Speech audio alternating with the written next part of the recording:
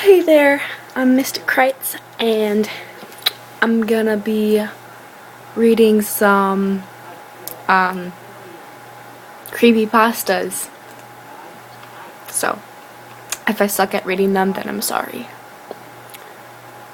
So yeah, that's why the lights are out, kind of. It's not really that dark, you can see my face still, but whatever. Let's just roll with this. And I'm gonna be reading some micropastas. Yeah. Okay. This one is called Denial. I waved goodbye to my friends as I stepped off the bus and headed to my house. I was super excited to get home and see my parents.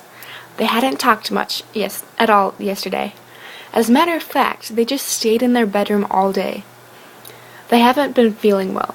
I ran up the stairs of the front porch and swung the front door with a big, cheesy grin on my face. However, when I opened the door, there was no one in the den. The television was off and the house seemed to be abnormally quiet. I took a step in and started calling out. "Mom? Dad?" I called. I knew they were supposed to be here. Dad had the day off and Mom didn't have any plans with her girlfriend until next week, right? I placed my backpack on the ground next to the couch and walked into the kitchen to check the calendar. October 5th. I was right.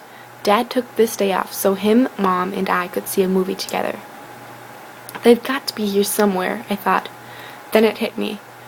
School let out early today because of a busted water pipe. I looked at the watch on my wrist. It's only 12 o'clock. They may still be sleeping. I headed back through the den and slowly opened the bedroom door. Surely enough, there they lie. A sigh of relief escaped my mouth, and my grin returned. I tiptoed over to my mom's side of the bed and pulled the covers back. I was greeted with the same sight as the day before. She lay there motionless, eyes glazed over, mouth agape. Her skin was pale white, and her hair was beginning to thin. The soup I gave her yesterday sat on the bedside table. It was stale now, and hadn't even been touched. I'm beginning to think they don't want to feel better. I placed the cover over her head, grabbed the old soup, and left the room slowly, closing the door behind me. I decided not to wake either of them, considering they must need their sleep. I'm sure they will be up for it tomorrow. Until then, I have a ton of psychology homework to be done. We're doing this paper on people who have some type of disorder causing them to live in denial of even some of the most obvious things. I couldn't even imagine living like that. So yeah, that was Denial. And I read these before, so I'm like, I kind of know what's happening, so I'm not like, oh my god, how could she? No. But maybe I'll read a CreepyPasta. Haunted Games. Harley Quinn series. I haven't heard about that. Jeez, this is long. I don't want to read long ones. This is long. Holy crap. Jeez, come on. That one was kind of short, right? Not really. Okay, maybe I'm not going to read the Harley Quinn series. Maybe I'll read zombies. Unless this is also long. Yeah. Bum bum bum bum bum bum bum.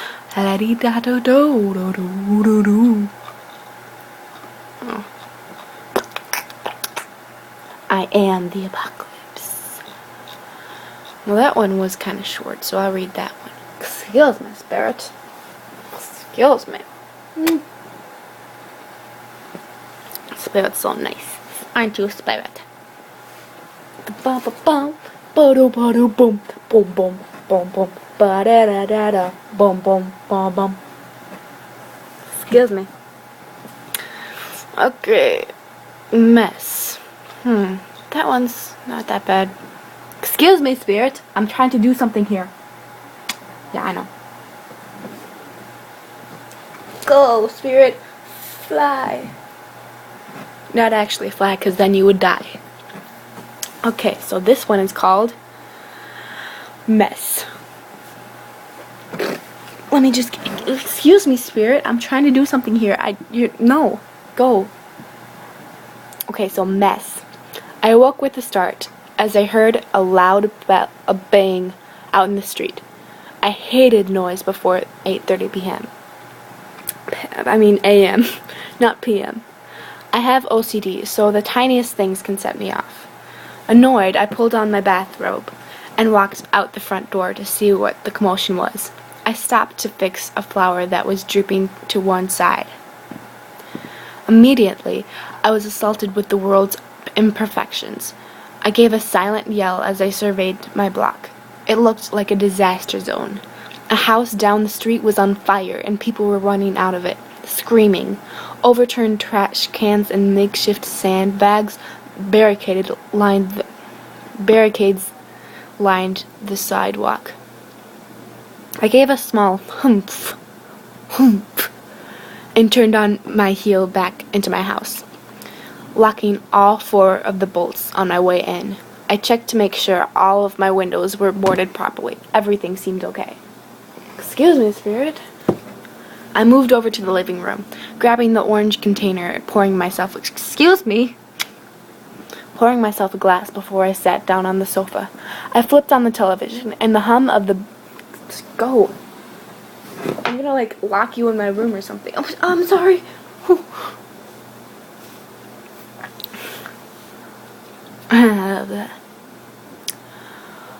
Where was I? The hum of the backup generator kicked up as power usage increased.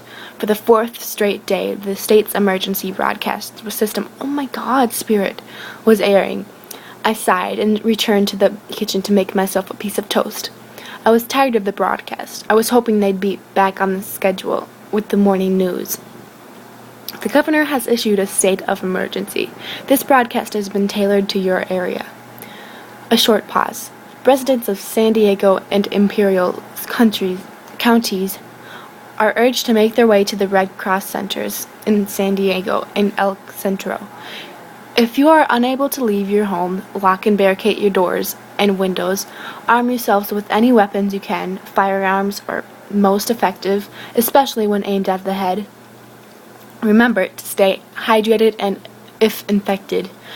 The CDC has so far been unsuccessful at finding a cure, but it is noted that staying hydrated keeps the immune system functioning properly. If an infected has already passed and returned in your household, do not hesitate to euthanize them. We repeat, do not hesitate. Remember, the Red Cross has centers in San Diego and El Centro. The military has camps throughout the state. Please stay safe. I recognized those closing windows and switched off the TV to conserve power.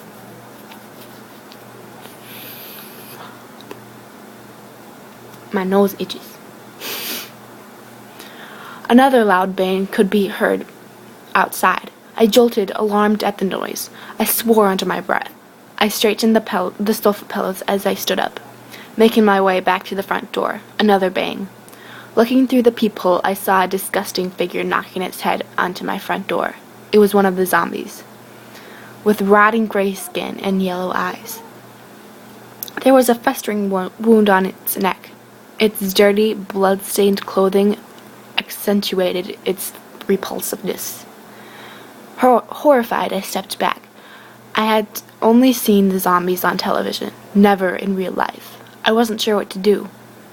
Suddenly, a gunshot roared across the street, ripping into the zombie's skull. It fell immediately, its brain and blood all over my porch. I nearly fainted. So much mess.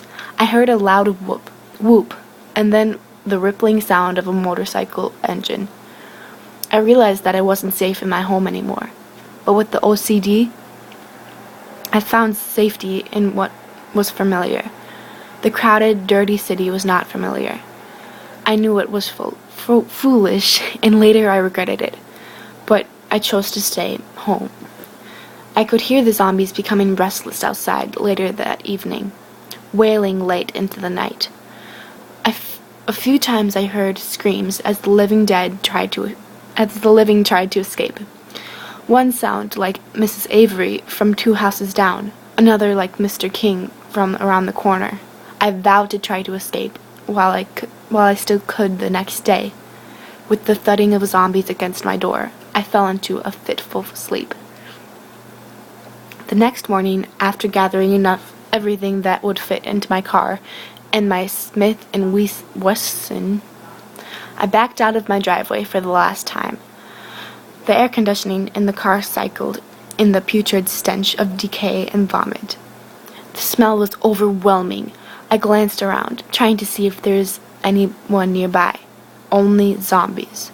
They rushed over to my car, banging their bloody fists against my beautiful Lexus. One smeared entrails all over the window. I gave a small yelp and floored the gas pedal to get away. Minutes later, I was driving down the freeway. Overturned cars littered the road, with a few struggling bodies trapped in the wreckage. I hoped that those struggling were the undead.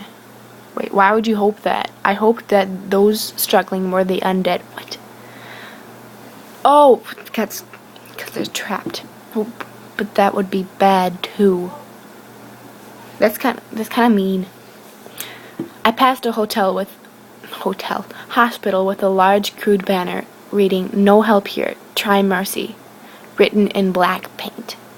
I shuddered at the thought of the hospital patients trapped in their beds as the undead came limping down the hallway. I was amazed that everything had gone to ruin so quickly. Pent up inside my perfect house, I had no idea what the rest of humanity was facing out in the world. All of a sudden, a zombie came trundling in front of my car. Noticing it, I instinctively swerved to avoid it, which proved to be a mistake. I slammed into the center divide at about 65 miles per hour, flipping a few times before coming to a stop upside down. My arm was twisted in a less than glorifying position, and I had multiple gashes and cuts from broken glass. Worst of all was the fact that I couldn't move my legs.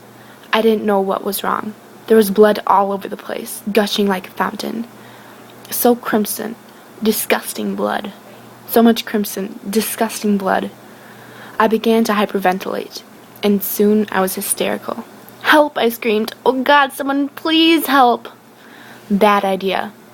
The zombies, hearing my loud cries, began to migrate over to my car, where I couldn't move my legs. There I was defenseless. I screamed more. I wildly attempted to get myself free, but I simply couldn't. Eventually, as the first zombies began to reach in through my window, I accepted my fate. Delirious with blood loss, I found myself with a childish grin. I felt dizzy as I said my last words. "Just don't make a mess." Here.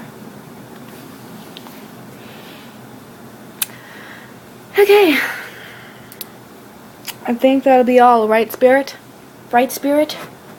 Right. Okay. So, yeah. Bye.